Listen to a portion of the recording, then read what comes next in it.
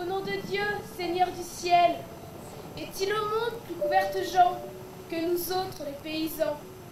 À la Noël, fête de Dieu joli, il nous faut donner jambon, baconnelle, génie et l'envie, et au roi, payer sur le sel. Au nom de Dieu, Seigneur du ciel, est-il au monde plus couverte gens que nous autres les paysans? Quand arrive Pâques béni, il faut donner les œufs, le lait, tondre la laine, faire la corvée. Un agnelet sur 8, un cochon gras sur 6 sont pour le Seigneur ou l'abbé. À peine la moisson finie, nous devons donner le champard. Un sac de grains va au Seigneur sur 10, et l'autre ira à l'abbaye. Tout l'an, nous ysons au travail pour que les autres boivent et mangent. Nous n'avons pas grain en grange. Nos enfants meurent privés de tout. J'en appelle au bon Dieu. Seigneur du ciel, est-il juste qu'il n'y ait en ce monde plus couvertes gens que nous autres les paysans?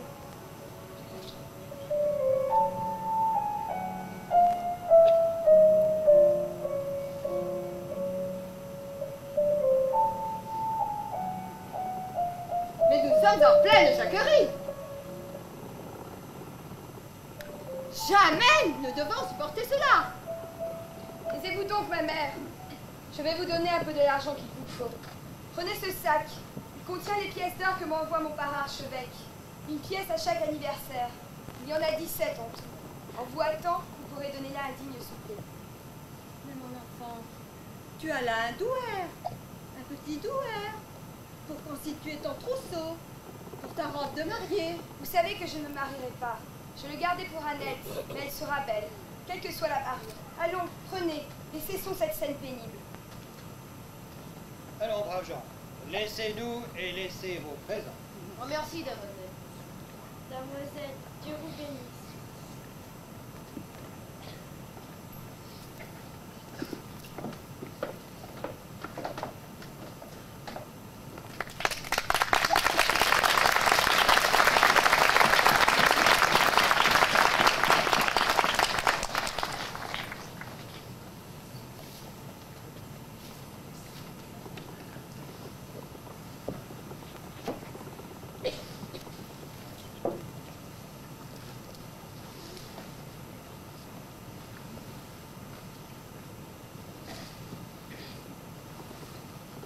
Mais comment traiter dignement des courtisans avec cela?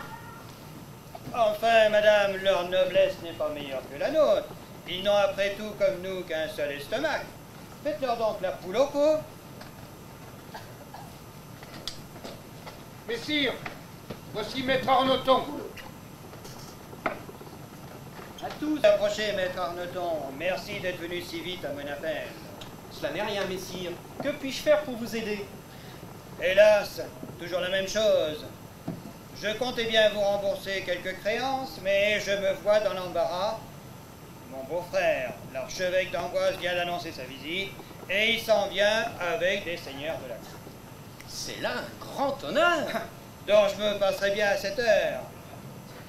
Mais vous connaissez Dame Louise, qui n'est jamais contente de ce qu'elle a. Aussi, dans cette pénible occurrence... N'en dites pas plus, messire. Je suis à votre disposition. J'ai justement reçu quelques belles pièces de brocart et de velours de Gênes. Mes coffres de vaisselle, pièces d'orfèvrerie vont vous être apportés par mes gens, ainsi que quelques parures de ma femme, si ces dames les jugent à leur goût. Je vous en réglerai plus tard la dépense. Je ne sais comment vous remercier.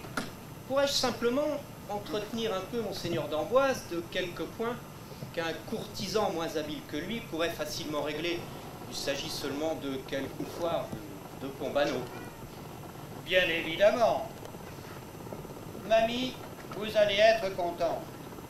Votre bon ami, maître Arnoton, nous offre de riches draperies, des pièces d'orfèvrerie qu'il vient de recevoir. Ces gens s'en vont tout à l'heure décorer notre salle d'une façon magnifique. C'est fort bon de sa part. J'aurai au moins ainsi des assiettes pour servir la poule. Je suis bien aise de vous voir, mon ami. N'avez-vous donc rien pour moi, pour nourrir mon esprit? Bien sûr que si. Ce sont des commentaires d'Erasme, de ses voyages en Allemagne et en Italie. Ils sont passionnants. Quel esprit universel! J'ai hâte de les lire. Il est du moins heureux que l'on puisse toujours voyager en pensée. Ce maître Arnoton ne me plaît guère avec ses grands airs de philosophe. C'est à lui que nous devons tous ces grands livres qui sont dans la maison et qui ont mis tant de folles idées dans la tête de notre fille. D'ailleurs, il serait calviniste, que cela ne m'étonnerait pas. Je le sais bien, Louise. Mais il va nous aider à ne pas faire trop triste figure. Il est fort riche, et en ces temps où la bourgeoisie fait fortune, alors que la noblesse... Ben, nous aviserons plus tard. Venez, nous avons faim.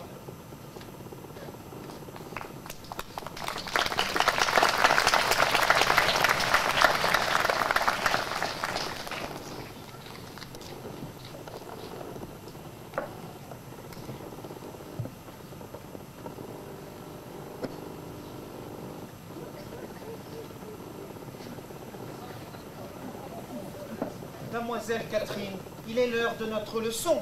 Mais oui, chevalier, allez donc guérir quelques jeunes pages et servantes. La leçon est aussi pour eux. Puis-je assister aussi à cette leçon? Je tente à apprendre. Moi de même. Toutes les leçons m'intéressent. Mais Je certainement, ne sais.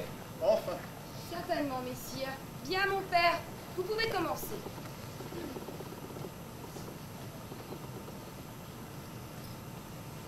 Deus mundum creavit. Deus mundum creavit. Dominus terram fingit. Dominus terram fingit. Stellarum et terrarum ordo. Domini gloriam ostendit. Mais non, quelle tête dure. Stellarum et terrarum ordo. Domini gloriam ostendit. Et si mon père, en place de leur fourrer ce latin de force dans le crâne, vous leur expliquez ce que cela signifie. Que veut dire, petit Bénédicte? Dominus terram fingit. Mais je ne sais pas, c'est du latin tout ça. Le Seigneur a façonné la terre. Et Deus mundum creavit. Qu'est-ce que ça signifie, Martin? Je crois que ça veut dire Dieu a créé la terre, mademoiselle. Mais comment il a fait et comment il est au monde? La terre est un grand jardin fait pour Adam le premier homme. Il pleut pour qu'il puisse boire. Il fait beau pour qu'il ait chaud. Et la lune la nuit, l'éclair pour qu'il ne tombe pas. C'est vrai. Allons, mon père, un peu plus loin pour cette fois. Comment est-il ce monde? Mademoiselle Catherine, vous désirez me mettre en difficulté. Le monde est rond. Le soleil tourne autour de lui. Ah bon? Quand j'étais petite, on m'apprenait qu'il était tout plat. Et que l'eau de la mer tombe à ses extrémités. Quelle folie n'avons-nous pas entendu avant que le seigneur Colomb ne découvre le nouveau monde? Que l'océan tombait passait les colonnes d'Hercule. On les appelle aujourd'hui détroit de Gibraltar. Détroit de Gibraltar. Et quand les navigateurs portugais ont voulu doubler les Açores, n'avait-on pas affirmé que leur bateau fondrait en passant l'équateur? L'équateur. Quelles absurdités n'a-t-on pas dites?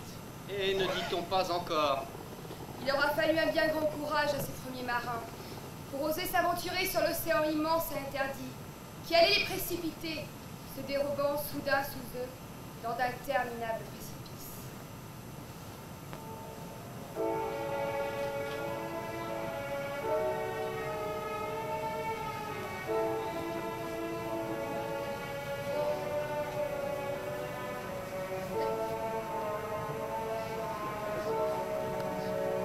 Comme un vol de gerfaut hors du charnier natal, fatigués de porter leur misère hautaine, de Palos de Morguet, routiers et capitaines partaient, ivres d'un rêve héroïque et brutal. Ils allaient conquérir le fabuleux métal que Cipango mûrit dans ses mines lointaines, et les vents alizés inclinaient leurs anthères au bord mystérieux du monde occidental. Chaque soir, espérant des lendemains épiques, l'azur phosphorescent de la mer des tropiques enchantait leur sommeil d'un mirage doré.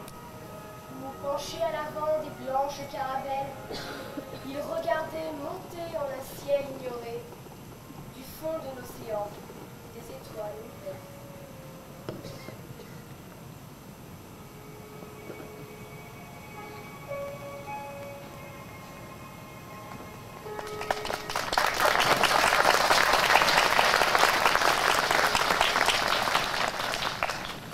Il est vrai qu'ils étaient courageux, même s'ils étaient cupides. Et ils le sont encore. Tant de terres restent à découvrir. Regardez messire Jacques Cartier, qui vient de découvrir voici 2 années, au nord des Amériques, un vaste territoire appelé Canada, et qu'il a offert au roi François. Il est vrai que le monde est fort grand, mes enfants.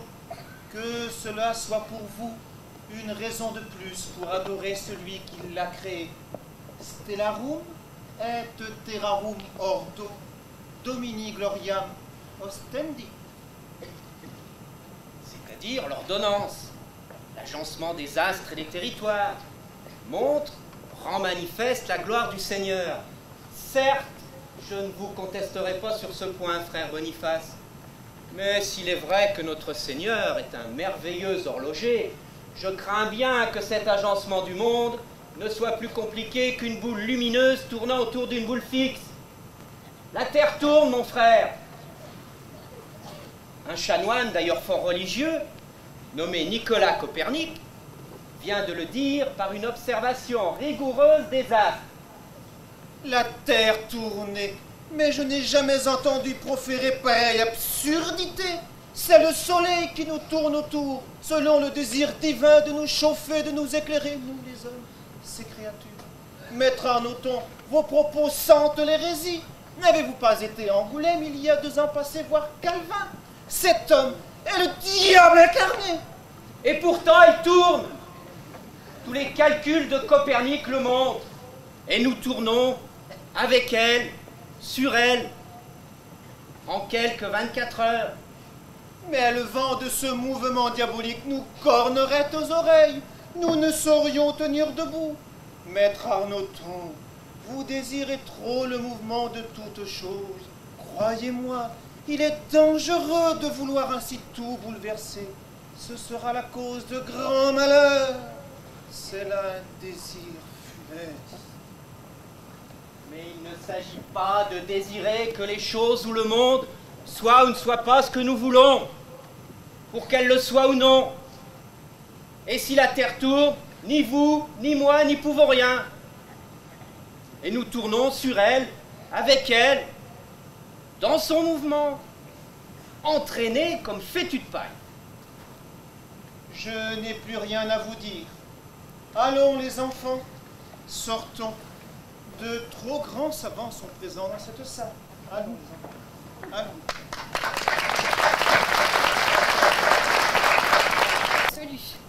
Je n'ai plus me taire. Je ne peux supporter d'entendre tout ce fatras de prévention. Il me faudrait être plus modéré, je l'avoue. Ce n'est pas moi qui peux prêcher à autrui la modération. Hélas, mon ami, j'étouffe le plus souvent, dès que je n'ai plus la consolation de mes livres. Soit je m'ennuie, attendant je ne sais quel miracle, soit, passé l'abattement, je sens monter en moi le désir de tout changer. Mais c'est bien présomptueux de la part d'une pauvre jeune fille confinée dans ce château. Il vous reste beaucoup, jeune fille. Les livres et la jeunesse. Sachez que vous êtes à l'âge où se lancent les dés. Il est bien trop tôt pour tant de désespoir. Tout peut arriver. Ils arrivent. Ils arrivent, ils sont en bas à la route du Perrin. J'ai vu flotter la bannière violette. Ah, c'est une troupe magnifique. Eh bien, que vous disais-je? Comment ne pas les aimer? Allons, petite Guillemette. Plus vite que ça, il faut débarrasser la table rapidement. Toujours à fâcher le monde. Guillemette par-ci, la servante par-là. Nous avions 20 ans, moi aussi. Ah, si j'avais un sol, je m'achèterais un cotillon. Avec 2 sols, un poitrail de dentelle. Avec 5 sols, une fraise aussi grosse que la roue du chariot. J'aurais en l'air d'une vraie dame, moi aussi, pas Allons, vrai? Guillemette, au travail. Oh, le vieux rabat-joie. Thomas, mon cher Thomas, j'ai tant travaillé que j'en ai le corps dolent et le dos complètement meurtri.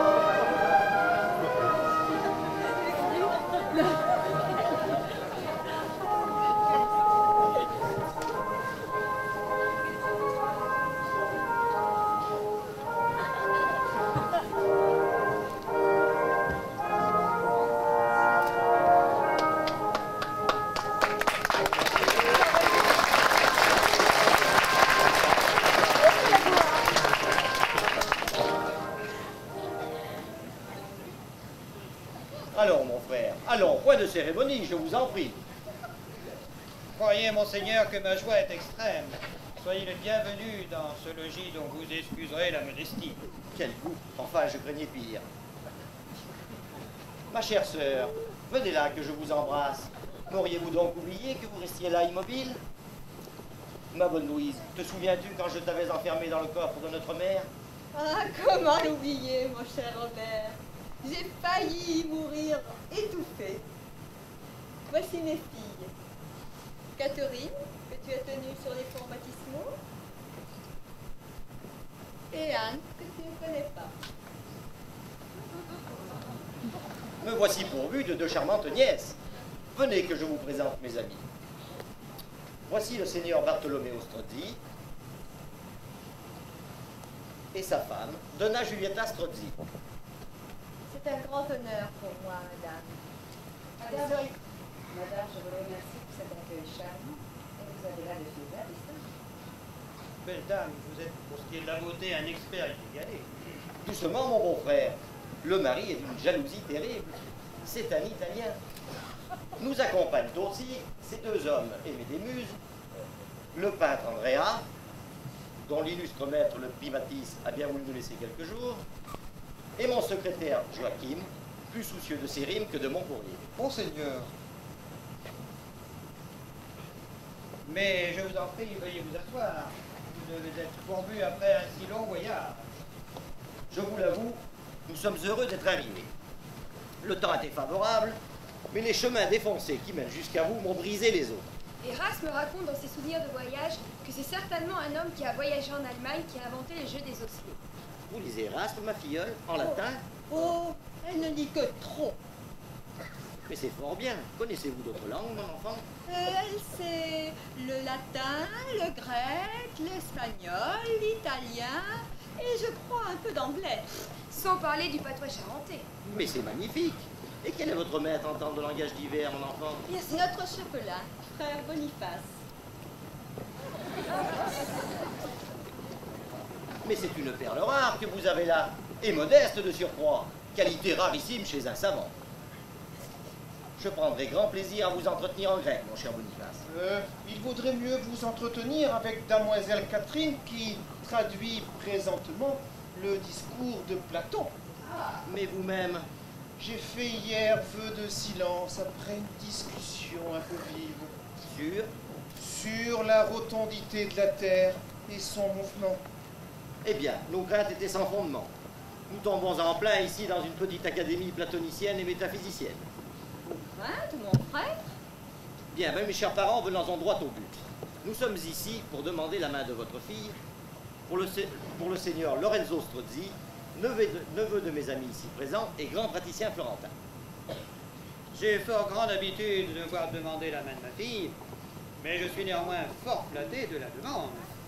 Ma famille est de noblesse récente, mais je dois vous le dire, mon grand-père était banquier. Mon neveu, élevé dans les plus grandes universités, est un grand seigneur. C'est aussi un fin lettré. Et à la tête d'une colossale fortune. D'ailleurs, c'est une alliance considérable.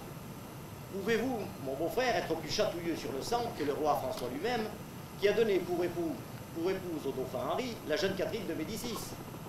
Lorenzo Strozzi est un proche cousin de sa sainteté Alexandre Farnèse. Par ailleurs, c'est un cousin quoique éloigné de notre dauphine par la branche cadette des Médicis. Vous deviendriez donc, par cette alliance, cousin du roi François Ier et du pape Paul III. Et il n'est point nécessaire de s'attarder davantage pour que vous compreniez qu'un tel mariage assurerait mon crédit auprès du Saint-Siège, et vous n'êtes point seul en cause. Je crains que cela soit un peu haut pour moi. Par ailleurs, mon neveu. Vous regardant, mesdames, je le pense bien. Andrea, apportez le portrait de Messire Lorenzo.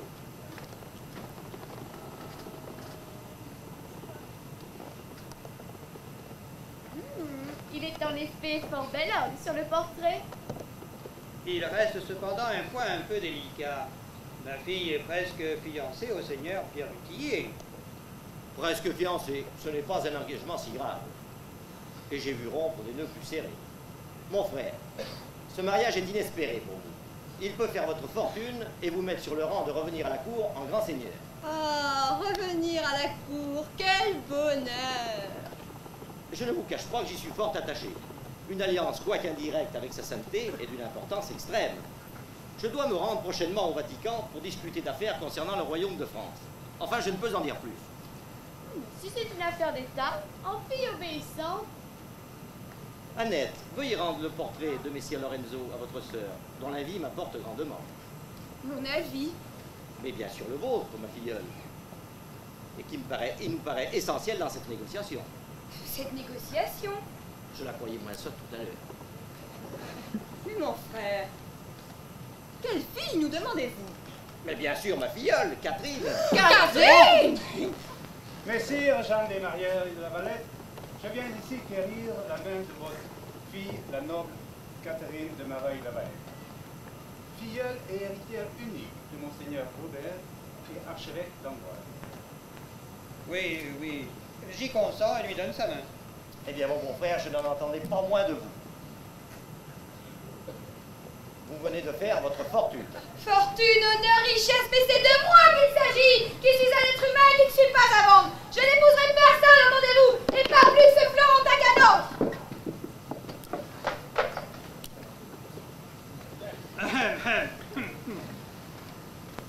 Voilà le problème. Ma fille Anne qui est douce et blonde à main soupirant. Mais Catherine refuse obstinément le mariage. C'est un caractère, disons, ombrageux. Bien, voilà rien de bien grave. Votre fille est si belle en colère. Une femme doit savoir tenir tête à son époux. Nous sommes plus autant de nos grands-mères, soumises en tout. Elle est bonne, cependant. Messieurs, mais vous devenez offensants. Pensez-vous que toutes les dames soient blondes en Italie? Même les Vénitiennes décolorent leurs cheveux en usant de calotte. Mais le point qui nous inquiétait était l'éducation de la femme. Car à Florence, le beauté de l'esprit passe à l'école. Et si Catherine maîtrise le grec, l'italien, le latin et l'espagnol, elle pourra être candidate dans les instructions. Ah, ce n'est que trop vrai. Mais elle a dit non. Et nous la savons très entêtée. Nous ne saurions la traîner à l'hôtel. Cela n'est rien. Nous serons bien convaincre une jeune fille de 17 ans. Concluons-nous le contrat, mon frère? Mais nous sommes, je l'avoue, très peu fortunés. Comment assumer un tel mariage? D'après ce que vous dites... À quoi croyez-vous que les servent les lettres d'échange? Allons, messire, comprenez la situation. Vous deviendrez par ces mariages un grand seigneur. et votre fille l'égale d'une princesse en France comme en Italie. Eh bien, mon frère, oui, j'y consens. Eh bien, à la bonne heure.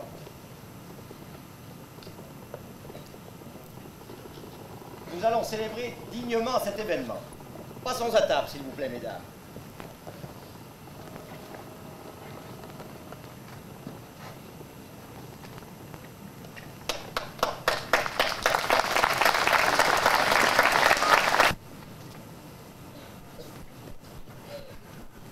Est-ce que je peux bouger, Andrea?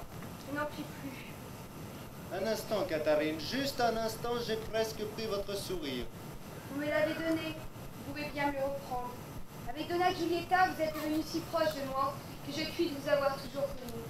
Ce n'est pas tant Lorenzo Strozzi que je risque d'épouser, mais plutôt sa tante et son peintre. Vous êtes de très habiles ambassadeurs en amitié. Demain, je m'en irai. Je lui dirai aussi ce que vous êtes de beau et de bon et que l'on ne voit pas sur ma toile. Andrea, vous savez que je ne peux pas épouser votre seigneur. Ne m'en parlez plus. Cela me fait grand peur et fort tourment. Mais enfin, Catalinetta, pour quelle raison vous découvririez la vraie vie, la Toscane, la beauté de l'Italie? Vous qui rêvez d'antiquité romaine et grecque, je ne comprends pas. Peut-être que j'ai trop rêvé, justement. Rêvé d'amour et de liberté. Il m'est cruel de réaliser que je ne pourrai plus me consacrer à mes livres, tranquillement. Mais vos livres, vous pourrez les lire, mon enfant. Votre père n'est pas la quintessence masculine. Il est des hommes qui aiment les femmes cultivées et indépendantes. Et mon neveu en fait assurément pas. Quant à l'amour, c'est dans le mariage chose bien rare et difficile. Nous avons toutes été mariés par contrat. Dans notre monde, c'est ainsi. Et certaines ne sont pas heureuses. Et puis, c'est une triste vie pour une femme de ne pas avoir d'enfant. Je peux vous le dire, n'ayant pas de demain. Vous êtes si bonne, Giulietta. Je peux vous le dire, jamais je n'avais eu d'amis avant vous, avec qui parler de tout. Ma sœur est charmante, mais nous sommes trop différentes. Venez un peu vous admirer, Caterina, la Madonna de la Valette. C'est un portrait vraiment flatteur. Il ne faudra pas mentir à votre maître. Je n'ai rien de cet ange souriant que je vois là. Si son portrait aussitôt fidèle, je risque d'être bien déçu en le voyant. Et lui de même. Je le trouve assez exact, n'est-ce pas, Donna Giulietta?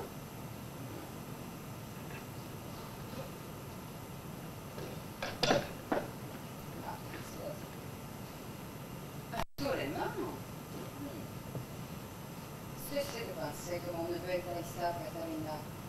C'est un homme que bien des dames à Florence et à Rome rêvaient d'enchaîner aux appâts, mais en vain. Espérez plutôt qu'il vous aimera. Parlons d'autre chose, Giulietta. J'ai le cœur opprimé d'angoisse. Je ne peux briser la vie de mes parents ni de ma sœur. Ma mère a perdu 10 ans depuis votre venue. Elle chante tout le jour. Et la vie ici n'a jamais été aussi gaie. Oh, ma Catherine, quel beau portrait, beau. Oui, tout cela paraît trop beau pour être vrai. Mais si, c'est vrai. Messire Bartholoméo me parlait de l'instant de la vie que nous pourrons mener à Fontainebleau. Oh, ma Catherine, que ce doit être magnifique. Je crois que je préférais Florence.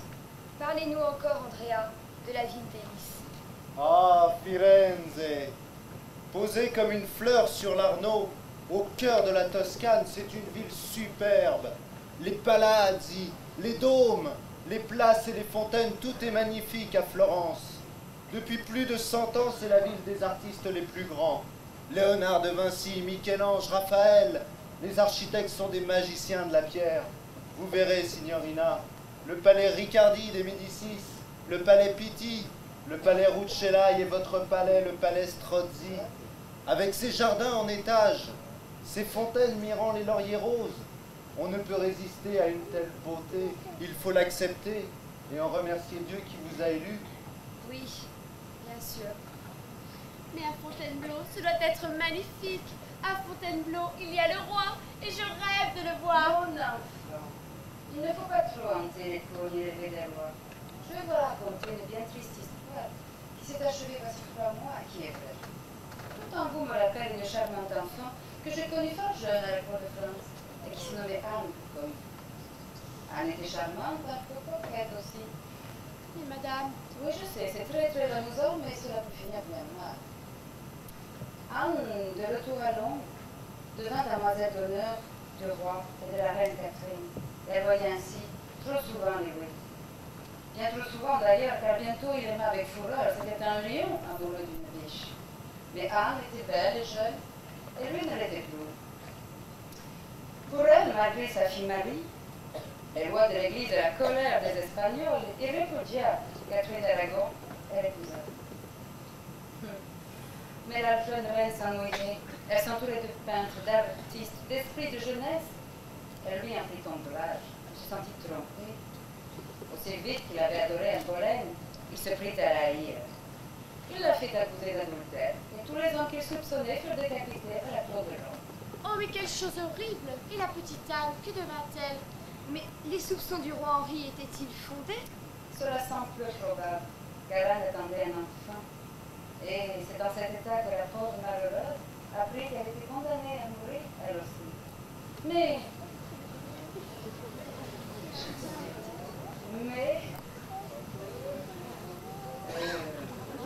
Scusi. Mais je pense surtout que le roi, vite lassé des lenteurs d'une grossesse difficile, avait déjà jeté son dévolu sur Jeanne Seymour. Il est dans l'usage qu'un veuf se le marie. Oh! Mais Anne Boleyn mit-elle son enfant au monde? Hélas, oui. Pauvre enfant telé, quasi abandonné, rejeté par son père et privé de sa mère dès sa naissance. Et c'est encore une fille. Un bébé chétif et malingre, et certainement sans grand avenir. Comment s'appelle la pauvre petite? Elisabeth. Et la petite Anne? Elle est morte sur l'échafaud en ce moment. Regardez-la, si jeune encore, qui s'avance devant le bourreau de Dour, qui va la décapiter à l'épée, parce qu'elle rêve de demain, et que c'est dit-on plus tard.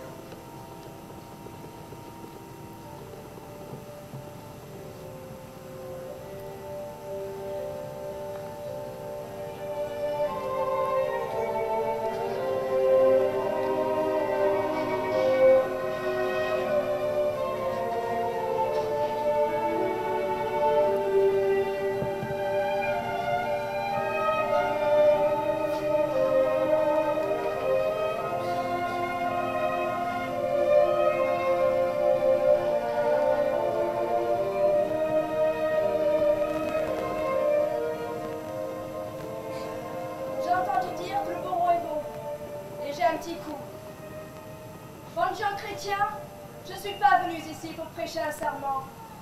Je vais mourir. Étant condamné à mort selon la loi, par la loi, je ne dirai rien contre. Je ne suis pas venue ici pour parler de ce pourquoi je suis accusée et condamnée à mourir. Mais je prie Dieu pour sauver le roi. Et si quelqu'un ici se veut mêler de ma cause, je la requiers de juger au mieux. Et ainsi, je prends congé du monde et de vous tous. Mais je désire du fond du cœur que vous priez tous pour moi.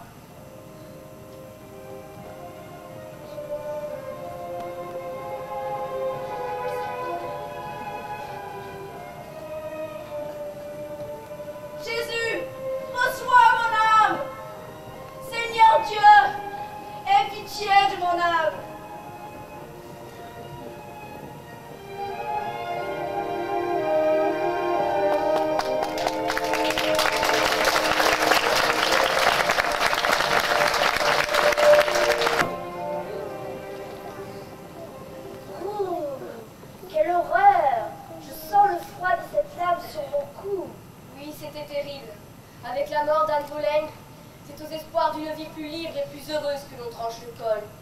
Ensuite, c'est le schisme anglais, l'apparition du parti réformé et les guerres civiles qui vont nous ensanglanter. Ici, à La Valette et dans toute la région, ce fut un vrai carnage. Mais continuez, poète, nous vous avons interrompu bien mal à propos. Ma veine se tarit, muse, pardonnez-moi. Assoiffé, épuisé, je me sens à boire. Il me faut un entraille pour reposer ma plume. Mon intrigue s'endort et mon esprit s'enfume. 20 minutes seraient, je crois, de bonne aloi. Bon, eh bien, je vais faire un petit saut près de Victor Hugo. Et moi, je vais chercher un coin pour boire un pot.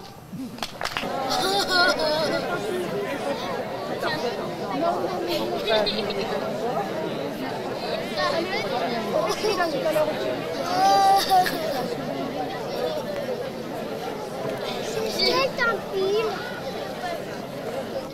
J'ai froid, tout ça fait froid. C'est quel ton film? Comment ça? Je te donne une cesse, genre. Le gris? Le bleu. Oh lui, je l'ai mis. Non. Si. Tu mets le gris qui est bien protégé.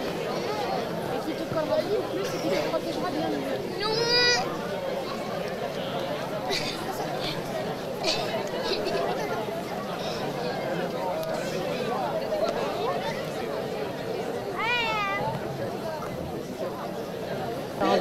Ils s'attendent à rien. Là, peut-être, je ne sais pas. Hein? Là, je fais le tour. L'italienne. Oh! Oui, ça veut dire. Oui.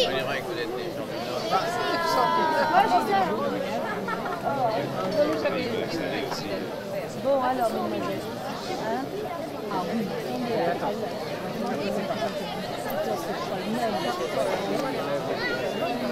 Et maman, elle est où le ciel? On y retournera, Véronique nous invitera. Oui, ce n'est que partir au milieu. Voilà. C'est ça ici. Oui, il y a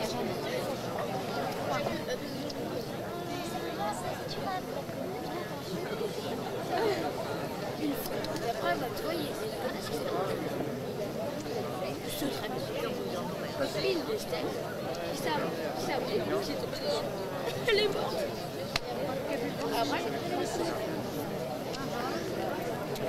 Après, il y a marqué le jeu, on parle fort.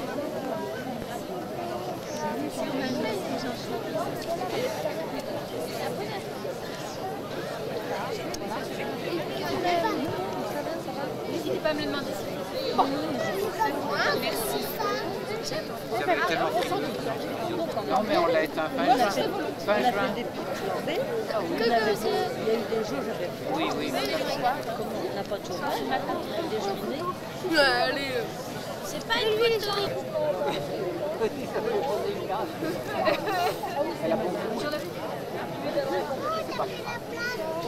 Elle est captivée, change de jour.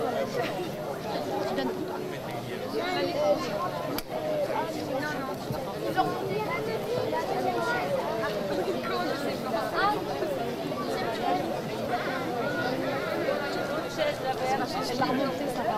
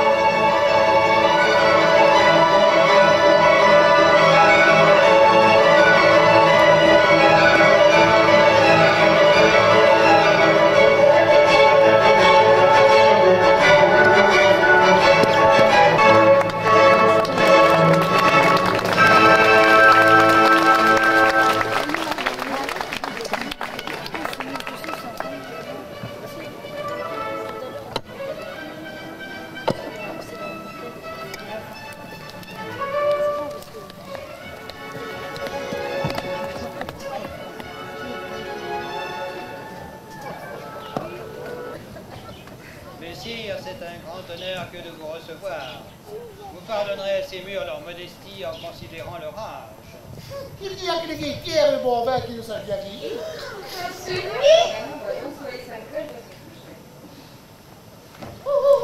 Messire, tout l'honneur est pour moi qui me vois ici reçu dans votre famille et dans votre maison. Messire Strozzi, c'est un grand jour. Venez que je vous présente sans plus tarder à ma fille, Catherine. Messire, installez-vous commodément.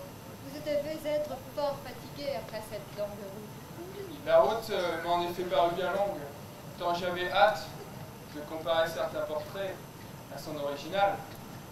Eh bien, mon avant, qu'en pensez-vous? Que je n'avais pas tort d'être impatient. Monsignor, vous ne nous présentez pas les autres dames et seigneurs de l'Assemblée, ni ne nous présentez? Excusez-moi, mon cher. Voici ma sœur, Dame Louise Mareuil de la Valette, madame, et ma seconde nièce, Anne. Bellissima. Et voici, mesdames, Messire Niccolo Peruzzi, ami de Messire Lorenzo Strozzi, certainement possesseur de la plus riche banque d'Occident. Poca cosa. Bon alors, on ne me présente pas, on ne me reconnaît même pas. N'est-ce pas, mon cher Jacques? Et le capitaine de la Neuville, chargé de leur protection par le roi. Albert de la Neuville, vraiment? Eh oui, c'est moi. Te souviens-tu de notre jeune temps aux armées de Milan? Il faut dire que nous étions tous les deux de sacrés vers gagnants. Et vous me semblez bien changé depuis. Eh oui, c'est à force de rester en Italie. Et j'ai raccourci ma barbe aussi. Nous étions si proches l'un de l'autre quand nous étions jeunes. En tout honneur, nous n'étions pas intimes. Oh, l'heureux temps! Te souviens-tu de la bataille de Vampavie? Une vraie boucherie! Nous n'avions pas été blessés, nous autres. Mais le pauvre maréchal de la Palais y est resté, avec 8000 chevaliers français au moins. Et notre roi François, fait prisonnier par Charles Quint, cet horrible monarque tout couvert de poils. De la Neuville, mesurez vos propos. Ah oui, les bons souvenirs. Monsieur de la Palisse était le roi des évidences. Les soldats avaient chansonné cela. Je ne me souviens pas bien de l'air, mais je crois que c'était un peu comme ça. Hélas, monsieur de la Palisse est mort. Il est mort devant Pavie. Hélas, s'il n'était pas mort, il serait encore en vie. Il est mort le vendredi dans la fleur de son âge. S'il fut mort le samedi, il y aurait vécu davantage. Les médecins sont d'accord, et toute la pharmacie. Que de jours avant sa mort, il était enfant, Si touchante qu'elle soit, vos retrouvailles ne nous intéressent pas. Et vous évoquerez plus tard vos souvenirs de régiment. Catherine, tu n'as pas fait entendre le son de ta voix à Messire Lorenzo. Et vous devez l'accueillir plus courtoisement. Je vous souhaite la bienvenue, messire. Madame, je vous en remercie. Je ne saurais demeurer plus longtemps sans vous offrir quelques présents venus des 4 coins du monde que je vous prie d'accepter en gage d'accordail. On m'a dit votre désir de lointain voyage, Catherine. J'aimerais au moins vous parler de Venise.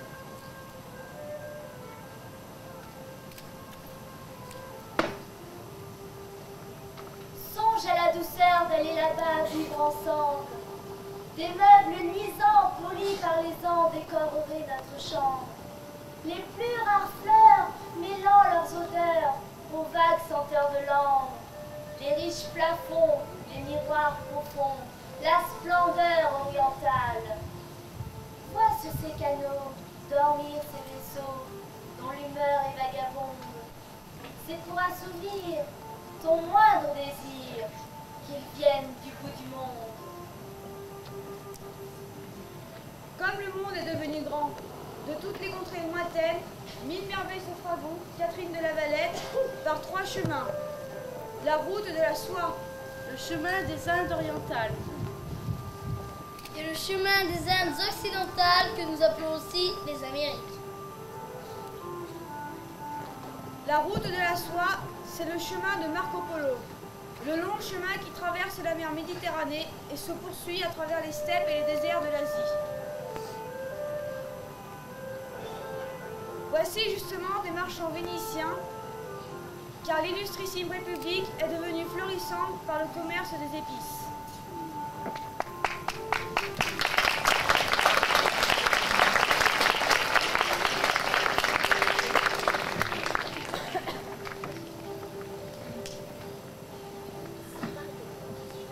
Pour vous, belle demoiselle, voilà du poivre et du gingembre,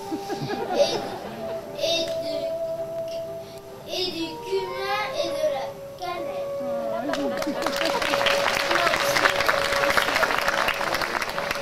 Et voilà du coriandre.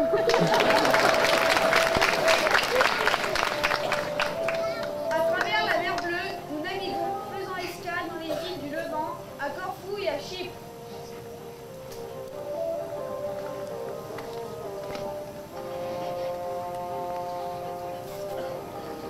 Qui ne connaît notre raisin doré, notre raisin de Corinthe?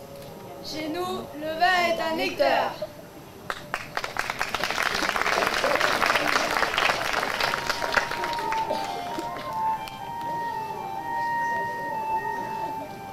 En Palestine, nous recevons les fruits des jardins d'Arabis.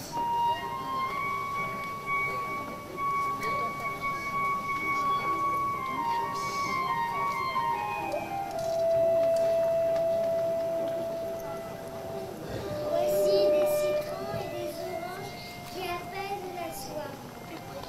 Et les dattes, les cédrats confits, les loucouilles, les dames du sérail.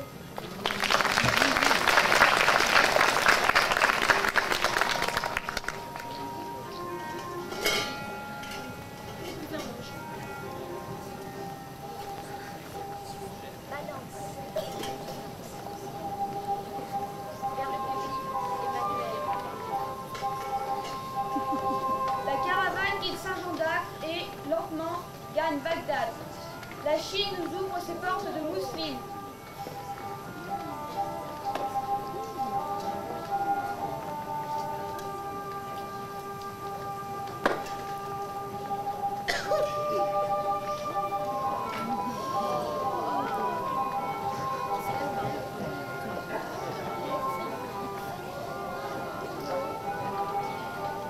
Nous t'apportons le jeune portant bonheur.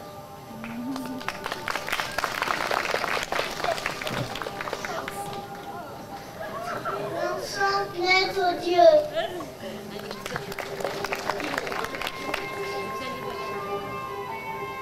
Voici un bouquet de pivoines.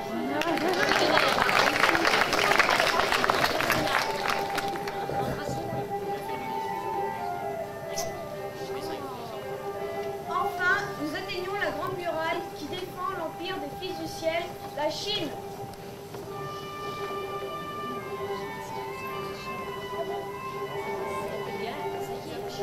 Elle est bien longue la route de la bonne espérance. Pour gagner les richesses de l'Orient extrême, les Portugais doublent les Açores et longent les côtes africaines. Au comptoir de Gao, voici l'ivoire. Et aussi les bêtes.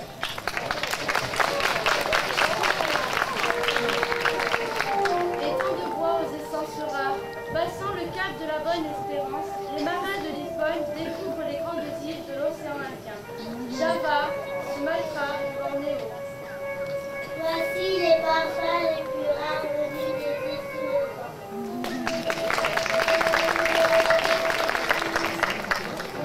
Sur la route océane, dépassant l'Inde, les marins de Lisbonne abordent à Ceylan, pays des pierres précieuses, et goûtent une herbe étrange appelée Ti.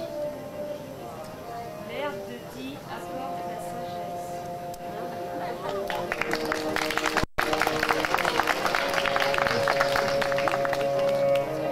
Et par cette route, dépassant la mer de Chine, les hommes de Magellan, de Vasco de Gama, arrivèrent les premiers au pays légendaire, l'empire du soleil levant.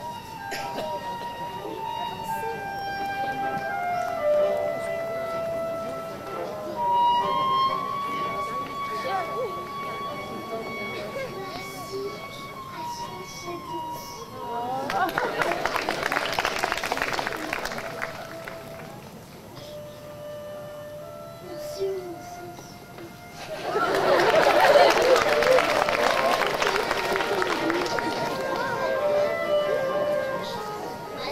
garnerie. Elle était refine.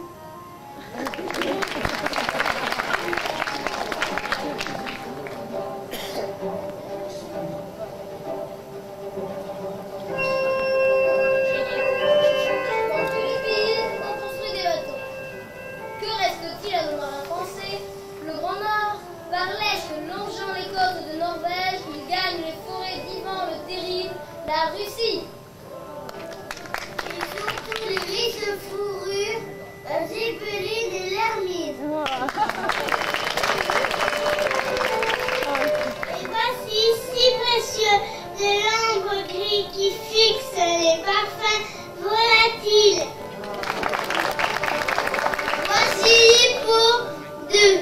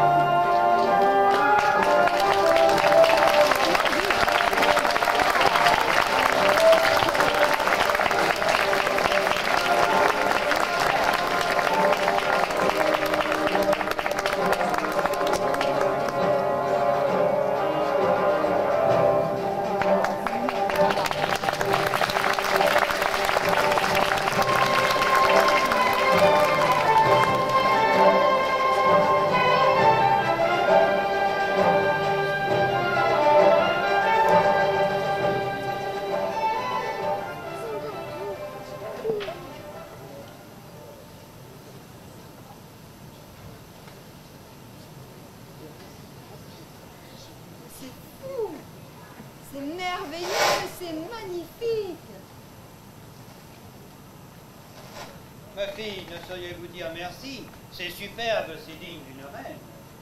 J'ai moi-même pensé, signorina, à vous offrir en cadeau de noces ces oiseaux colorés auxquels on a donné mon nom, des perruques.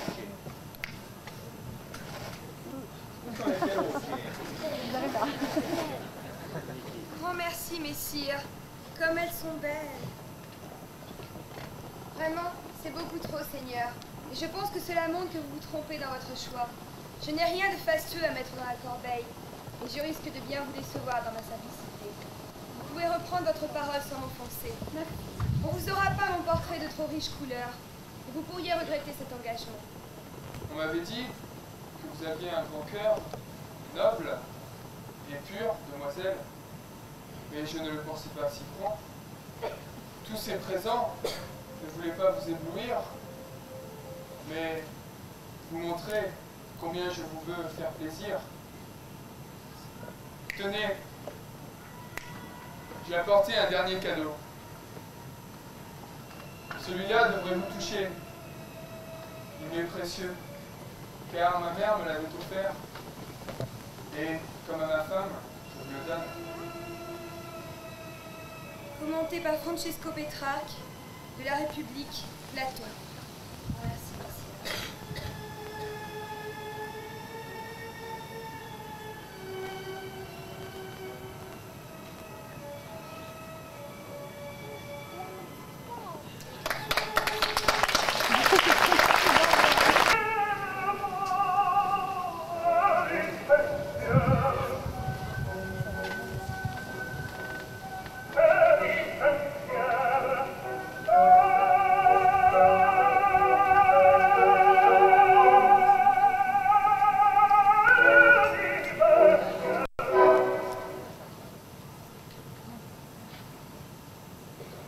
Buongiorno, signorina. Quel plaisir de vous voir si seule, de si grand matin. Attendriez-vous quelqu'un? Non, personne. Je brodais un peu en pensant à la chance de ma sœur qui va se marier. N'en soyez point jalouse. Vous êtes bella comme un angelo et vous avez certainement de nombreux galants. Personne, assurément. Et vous-même, messieurs Ferruti, êtes-vous marié? Non pas, mademoiselle. Mais j'y pense cependant, j'y pense. Oh, quel maladroit tu fais. J'ai fait tomber mon dé qui a dû rouler. Ne les voyez-vous pas, messire? Mais les voici. Oui, je les remettre moi-même à votre petit doigt. Ah, damoiselle, vos yeux m'ont fait votre prisonnier. Quelle chaleur! J'étouffe. L'air du jardin pourrait me rafraîchir. Voudriez-vous, mignonne, venir voir les roses qui ont un teint au vôtre pareil? La rose qui avait éclose sa robe de pourpre au soleil. Mais vous êtes un poète, messire. Oui, j'ai inventé ce poème il y a peu à chemin. Et la suite? Attendez, cela va me revenir car je n'ai rien noté. Carissima. Mais que vois-je? Anne! Oh, Scrofort, poussez-vous de là, messire, et laissez cette dame. Laissez cette dame? Mais quel est cet insolent? Ce n'est point la vôtre, n'est-ce pas? Mais si, justement, presque. Presque, mais pas tout à fait.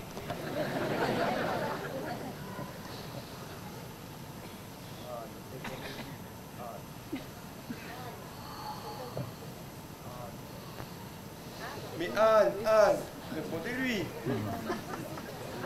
Laissez, monsieur Ferruti.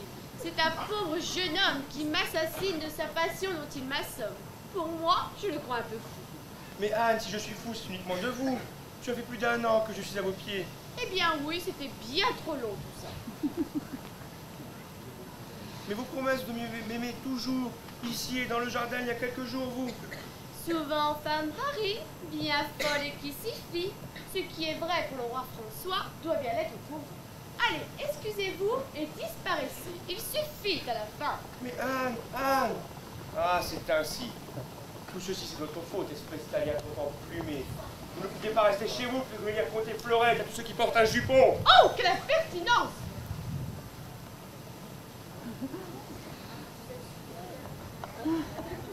Ah, vous insultez les dames, espèce de freliquet. Si je ne retenais la madame, elle vous ferait chanter sur un autre air, ridiculo. Voyez ça, messieurs le matamor, et ne retenez plus. Je vais vous montrer comment en France on découpe la mortadelle d'Italie. Bestia bruta. J'avais pitié de ta jeunesse, mais je vais t'embrocher. Tu vas savoir comme à part mon pique les jambons. Oh là, allez, vite se battent! Oh, mais c'est un duel de chevaliers. Et c'est pour moi qu'ils se battent. Oh, quel beau spectacle! Attention, messire, ne frappez point trop fort. Christian de Florentin, je vais te montrer qui est le maître. Regardez-moi le Godeluro se prendre pour Bayard. Quand j'en aurai fini de toi, stupido, on ne t'entendra plus, petit coq fanfaron, champion des basses-cours. Autodia de Pacotti, je vais t'apprendre qui est le maître. Campagnard sans panache, cabezucco, je vais faire des fettucci dans ton pourpoint et des confettis dans ton chapeau. Oh ciel, mais que se passe-t-il ici? J'ai entendu des cris. Alors, monsieur, cessez. Ce n'est pas le moment. Voulez-vous poser civil les instruments? Don Quichotte à la molle italienne, je vais tailler des flûtes avec les côtes. Et moi, du salami avec... Ah, quelle horreur! Ce serait grand dommage. Allons, monsieur, cessez, vous pourriez vous faire... Et voilà, ne l'avais-je pas dit? Mais elle ne m'écoute jamais. Alors, montrez-moi ça, mon mignon, je vais vous soigner. Ah, vous ne me touchez pas, elle vient pour toujours, Oh, madame. un grand garçon comme vous ne pas perdu les grands. Oh, mon chou, faites-moi ça, la belette.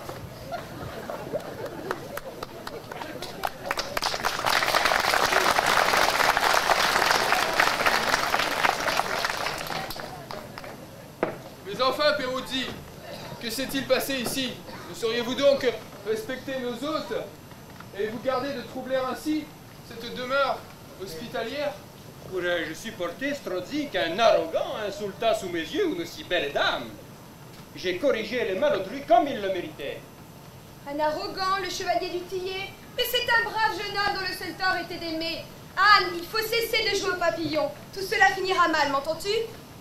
Tu es toujours à gronder, mais j'ai 16 ans déjà. Il faut bien que je m'amuse un peu. Toi-même, tu me disais, cueillez votre jeunesse. N'est-ce pas, ma grande sœur? Bon, prends toutefois garde au jardinier. Je vous promets, signorina, que j'aime particulièrement la flore, la botanique et l'horticulture aussi, mais venez donc avec moi vous promener dans les jardins. Nous y verrons les roses qui ont un teint votre pareil, et patati et patata et... Ouais.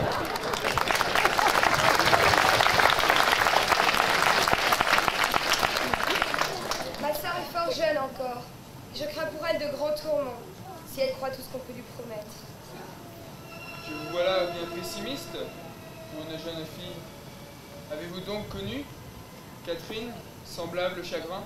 J'ai lu Christine de Pisan et Louise Labbé. Elles ont beaucoup aimé, beaucoup souffert aussi. Mais elles aiment jusqu'à leur souffrance amoureuse, Catherine. Elles en écrivent des sonnets. Il ne faut pas avoir peur d'aimer ou de souffrir. Pas plus que la crainte de la mort ne peut nous empêcher de vivre et d'aimer la vie. L'amour est une force rayonnante sur le monde, qui peut brûler parfois, mais qui rayonne et illumine le cœur. Je vous l'avoue, je m'étais moi aussi rangé aux bonnes raisons des autres pour demander votre main. C'était une affaire de politique et de raison, dans laquelle j'entendais rester libre de mes sentiments. Mais en vous voyant, je vous ai aimé tendrement, sans pouvoir m'en défendre. Au moins, me croyez-vous? Je ne sais pas. Eh bien, regardez-vous dans mes yeux. Vous verrez comme je vous vois, et vous saurez que je suis sincère. Il serait très mal à vous de me mentir, messire, car je pourrais vous croire, vraiment. Mais pourquoi vous mentirais-je? Nous allons nous marier par contrat et convenance de nos parents. Je ne veux pas jouer avec vous et vous séduire, mon ami, mais vous aimer et vous rendre heureuse. Allons, regardez dans mes yeux. Vous ne vous mentez pas.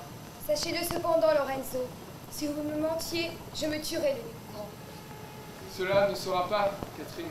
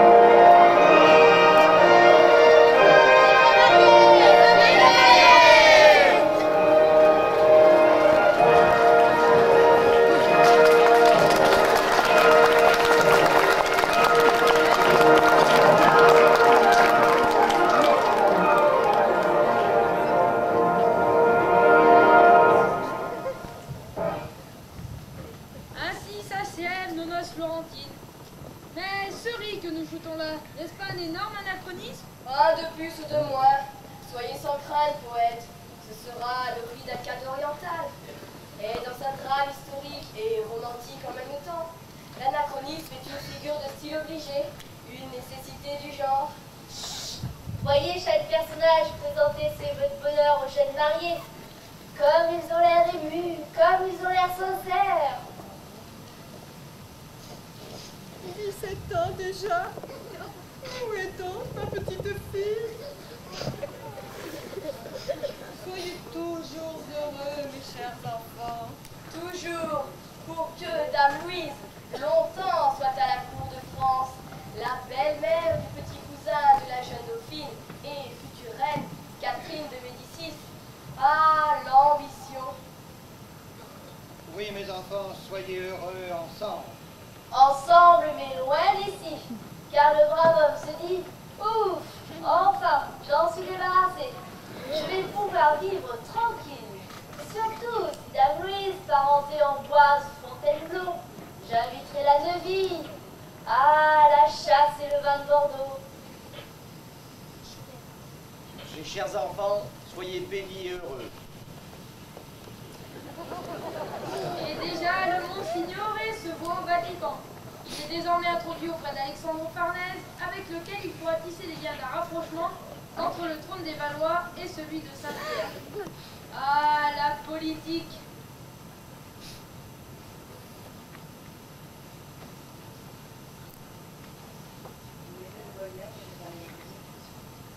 Julietta est heureuse. À Florence, elle restera auprès de Catherine. De Catherine qui bientôt aura des enfants. Tenir un enfant dans ses bras qui froissera ses dentelles et dont elle sera la seconde mère. Ah, la tendresse. Tout plein de bonheur et de joie, ma chère sœur et mon frère. La petite Anne s'y voit déjà, à Fontainebleau et même à Florence. Quelle belle fête l'on lui a donnée, et comme elle va bien s'amuser. Ah, la jeunesse! Tous mes voeux pour un mariage heureux et un amour fidèle. Ah, une amour fidèle quand tant de femmes sont libres et belles. En France ou en Italie, il compte bien retrouver la petite Annette et bien d'autres encore. Ah, les plaisirs du corps. Tous les bonheurs du monde, mon neveu et ma nièce. Et tous les bénéfices sera pour lui. Il pourra prêter un crédit et devenir, pourquoi pas, grand argentier du roi. Ah, l'argent! Vive les mariés!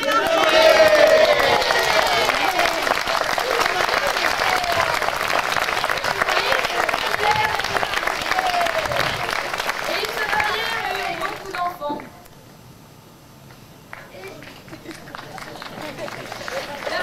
La fin des guerres originales, à moins que je n'enchaîne sur un deuxième tome qui raconterait les guerres de religion et que j'appellerai 20 ans après.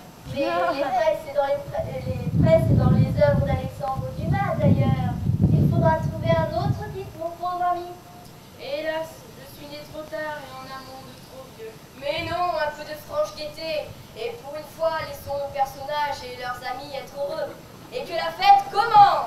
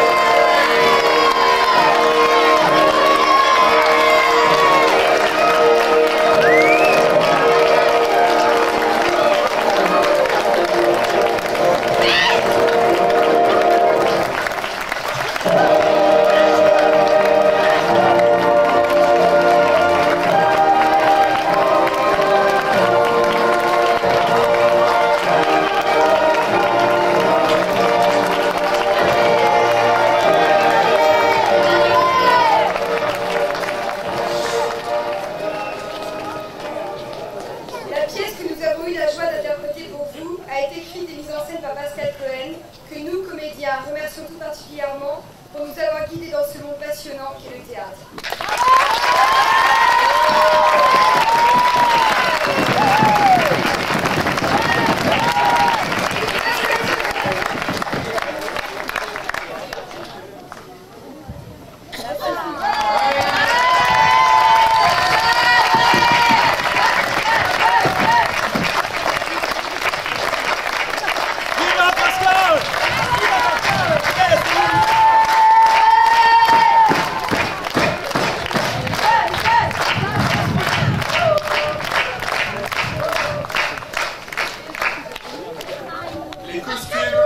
Les costumes sont dus au zèle et à la patience de notre costumière, Marinette Vergès.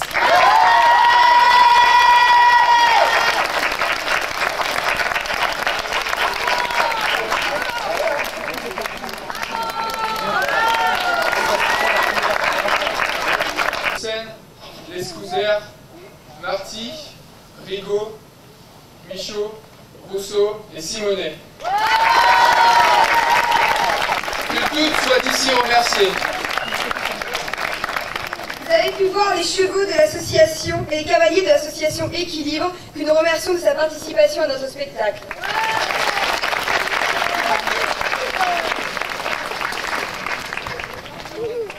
Et les petits-enfants du canton de La Valette, venus des 4 coins du monde, sous bonne escorte.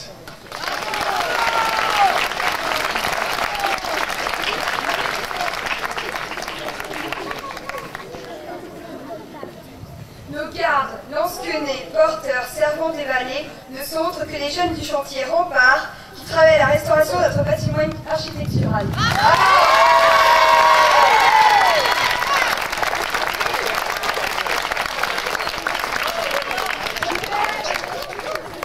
Jean-Marc Roland et Lionel de Perlongue se sont assurés de la bonne marche, des arrivées triomphales et autres défilés fastueux.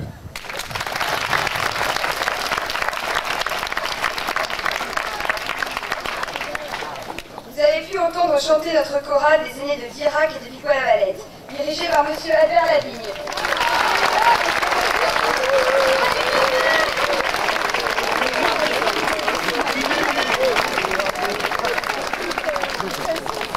Ont joué pour vous les pages, les demoiselles d'Atour, Cécile Boyer,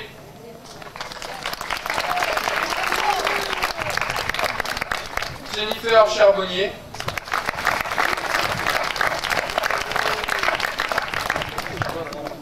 Julien Cohen,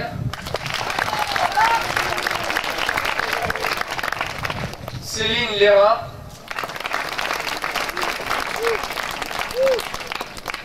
et Hubert Vigneron.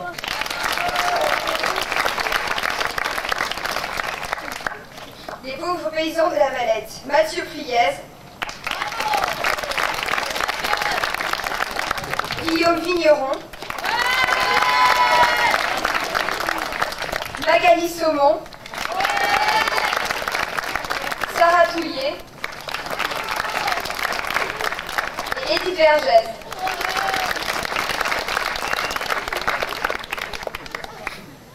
Dans le rôle du bourreau de Douvres, Jean-François Minier.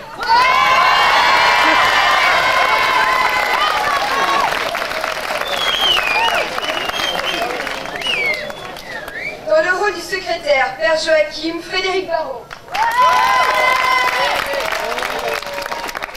Dans le rôle de la servante Guillemette, Sophie Chaboulot.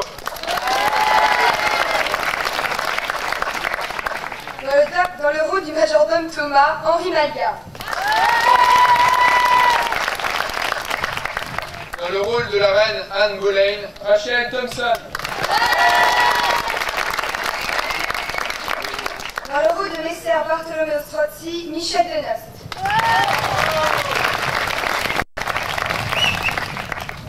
Dans le rôle du peintre Andrea, Christophe Borot.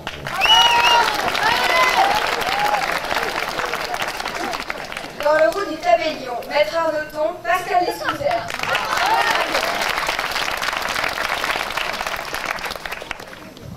Dans le rôle du chapelain frère Boniface, Pierre Salé.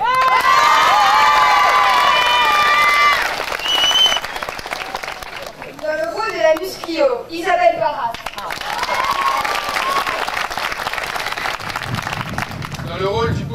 chant antique, Johan Mourier. Dans le rôle de la Muserato, Béthune Altiner.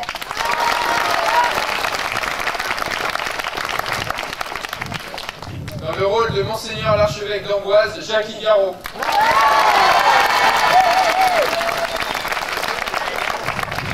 Dans le rôle de Donna Giulietta Strozzi, Catherine Beau.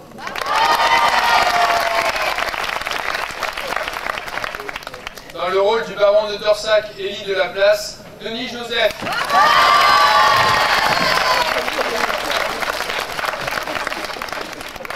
Dans le rôle du chevalier, Pierre Dutillet, Lionel de Perlongue.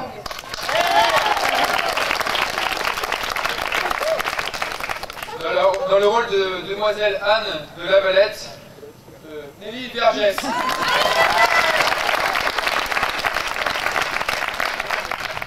Dans le rôle de Messer Niccolo Peruzzi, Philippe Michaud.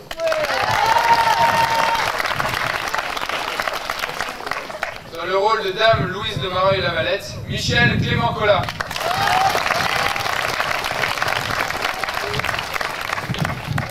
Dans le rôle du Seigneur Jean de Mareuil-Lavalette, Pierre Vernier.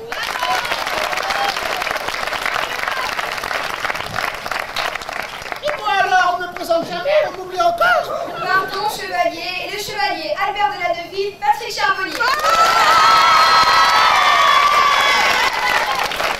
Ainsi que mon cher époux, Lorenzo Strozzi, Philippe Bonnet. Dans le rôle de la comtesse de la Valette, Princesse Strozzi, Karine Vignon.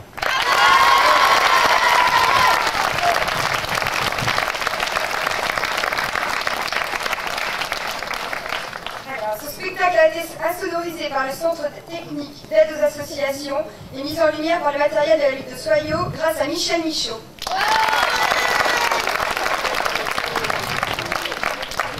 Nous remercions également Bernard Ferrand qui a assuré l'ensemble de l'éclairage des lieux. Ainsi que M. Henri Cohen qui s'est chargé de la musique de notre spectacle et M. Patrick Vergès, l'accessoiriste.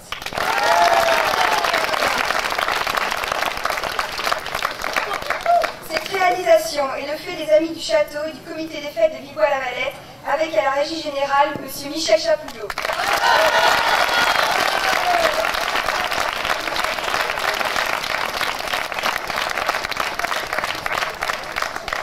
Avant de passer la parole au Dr Fougère, notre président d'association, je voudrais également faire quelques remerciements. Tout d'abord à la direction départementale de la jeunesse et des sports pour une subvention qui était de bonne aloi, à la société UIER qui nous a donné un câble électrique fort cher, aux communes de Villebois-la-Valette, en particulier à M. Vérisson et à M. Vergès, aux communes de Roncenac qui nous a prêté des chaises et non pas, ne nous les a pas louées, pardon, comme il est indiqué dans la presse, aux communes de Magnac-la-Valette, aux communes de Foubrune et de Dignac, aux secouristes de la Croix-Rouge de Barbezieux, aux hôtesses de l'Office de tourisme, et également à l'équipe de M. Brigaud. M. Brigaud est le responsable du chantier permanent du château. Depuis le mois de février, il fait un travail énorme. Pour ceux qui connaissent le château, allez voir la tour ouest et vous verrez qu'elle a été reconstruite entièrement. Et les quelques 50 tonnes de matériaux ont été mis dans le château. Alors, des remerciements particuliers à M. Brigaud.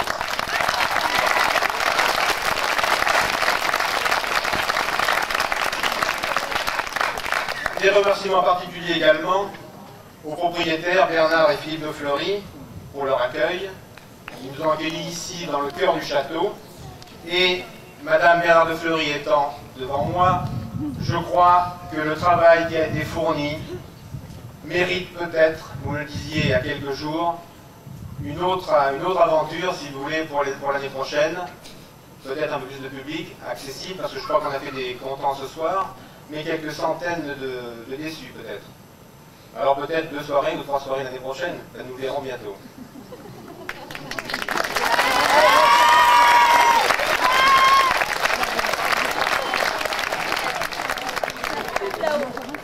Pascal en a parlé tout à l'heure, mais je voudrais quand même renouveler une pensée émue et affectueuse à M. Jean Toutou. Jean Toutou a été un homme, l'homme du pays. Il a été le membre fondateur de cette association. Madame Totou étant ici présente, c'est vraiment, nous sommes très très émus ce soir pour votre mari.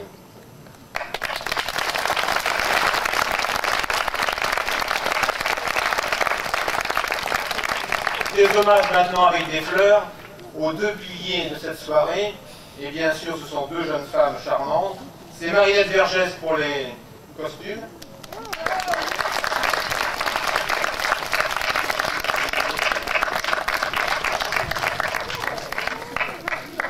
Et bien sûr des fleurs pour Pascal Cohen.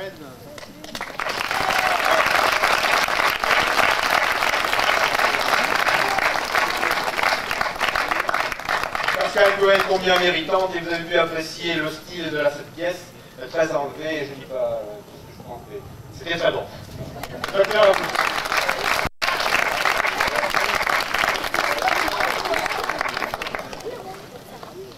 J'arrive un peu tard, puisque M. Chapoulot a déjà embrassé les principaux auteurs de cette soirée. Enfin, je voudrais quand même adresser quelques remerciements. D'abord à vous tous qui êtes là ce soir. Nous sommes, je crois, 700 à peu près, et nous avons joué à guichet fermé. Nous pourrions être 1000, mais la sécurité nous a obligés à réduire un petit peu notre nombre, et malgré les incidents d'hier soir, nous sommes très heureux que vous soyez là, et merci de tout cœur. C'est l'heure d'aller dormir, et je ne vous ennuierai pas longtemps. Et justement, puisque c'est l'heure d'aller dormir, je voudrais vous parler d'un rêve que j'ai fait il y a quelques années, que j'avais fait il y a quelques années. J'avais imaginé qu'un jour, sur cette colline chargée d'histoire et de gloire, notre vieux château qui s'endormait sous le lierre et qui depuis 1000 ans était usé par le temps, pouvait un jour renaître. Eh bien, c'est un miracle. Ce soir, vous avez vu cette renaissance, elle est là, ce château existe, il est là, bien solide, bien carré. Sa tour effile jusqu'au ciel le sens de nos vies et de notre paysage. Ces créneaux continuent à accrocher les nuages, et il est là, il montre à ce pays que le temps est quelque chose qui compte dans la vie, et que par conséquent, il est là, bien solide et bien carré, alors que justement, actuellement, le monde s'attache à ce qui passe. Lui, il est là, solide et carré, et par conséquent, c'est une renaissance. Mais aussi, je lui trouve encore même plus de charme qu'autrefois. Parce qu'autrefois, quand les gens venaient ici, c'était parce qu'il y avait la guerre. Alors ils venaient se réfugier dans cette cour, alors que ce soir, c'est le contraire. C'est parce que c'est la paix. Parce que, au contraire, c'est un soir de joie. Et toutes les communes, tout un peuple est là réuni dans l'amitié. C'est vraiment extraordinaire. Alors, je voudrais quand même, moi aussi, dire merci à tous les responsables et à tous les coupables de cette soirée. D'abord, merci à vous, Janon et Bernard Lavalette, qui gentiment avaient prêté votre château et, comme d'habitude, partagé nos rêves sur nos projets. Merci à vous aussi aux amis du château, Merci à vous, colonel, avec votre armée de RMistes qui les menait d'une façon très active et qui savait comment leur faire construire des tours, celles que jadis vous démolissiez quand vous commandiez des canons. Maintenant vous en faites construire, c'est la justice. Merci aussi aux étudiants qui viennent là, ils viennent de partout, ils viennent d'Espagne, ils viennent de Hongrie, ils viennent passer leurs vacances ici pour reconstruire le château. C'est vraiment extraordinaire, alors merci à eux. Merci aussi bien entendu, à Pascal Cohen. Elle a été l'animatrice, la créatrice de cette soirée. Je sais par expérience combien il faut de soucis et de peine pour arriver à créer des soirées comme ça. Son spectacle était vraiment de qualité. Elle a eu beaucoup de peine et je voudrais à votre nom à tous la remercier.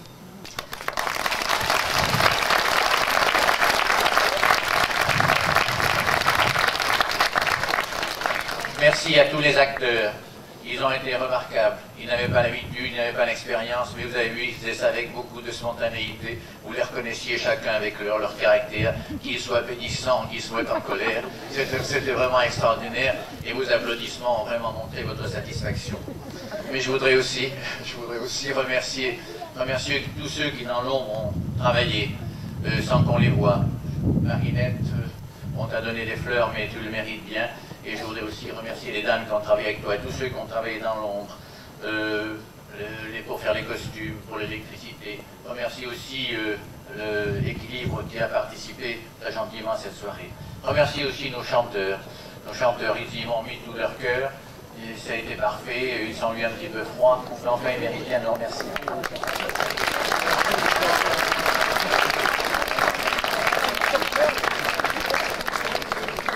J'oublie sûrement quelqu'un, mais qu'on m'excuse. Vraiment, je crois que cette soirée était parfaite. Alors ce soir, c'était les noces de la Renaissance. C'était la renaissance d'un château. C'est vrai, c'était la Renaissance. Mais il y avait quelque chose en plus. Il y avait aussi non seulement une renaissance, mais une permanence. C'était la permanence de la qualité de la vie dans nos campagnes. Les soirées sont douces, les monuments sont beaux, et puis en plus, il y a quelque chose qui n'existe pas ailleurs. C'est cette amitié que vous avez su créer, qui était là, qu'on a senti, cette chaleur qu'on trouve que dans nos villages. Merci à vous tous.